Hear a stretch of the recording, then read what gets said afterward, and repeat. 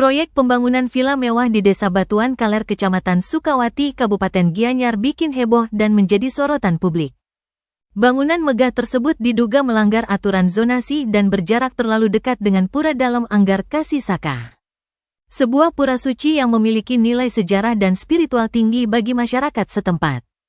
Pembangunan villa yang awalnya diklaim sebagai joglo sederhana ini kemudian terungkap sebagai bangunan 2 lantai yang tidak memiliki izin resmi. Hal ini memicu kemarahan warga dan berbagai pihak yang merasa nilai-nilai sakral pura terancam. Namun, Kepala Satpol PP Gianyar I Madewata menegaskan bahwa pihak pengembang telah melanggar sejumlah peraturan, termasuk Undang-Undang Nomor 28 Tahun 2002 tentang Bangunan Gedung dan Peraturan Daerah Kabupaten Gianyar Nomor 15 Tahun 2015 tentang Ketertiban Umum dan Ketenteraman Masyarakat. Pembangunan tersebut berada di dekat Pura Dalam Anggar Kasisaka, sebagai salah satu pura tertua di kawasan itu. Pura ini memiliki peran sentral dalam kehidupan spiritual masyarakat setempat. Keberadaan villa mewah di dekat pura dikhawatirkan akan mengganggu harmoni lingkungan dan merusak nilai-nilai sakral yang telah dijaga selama berabad-abad.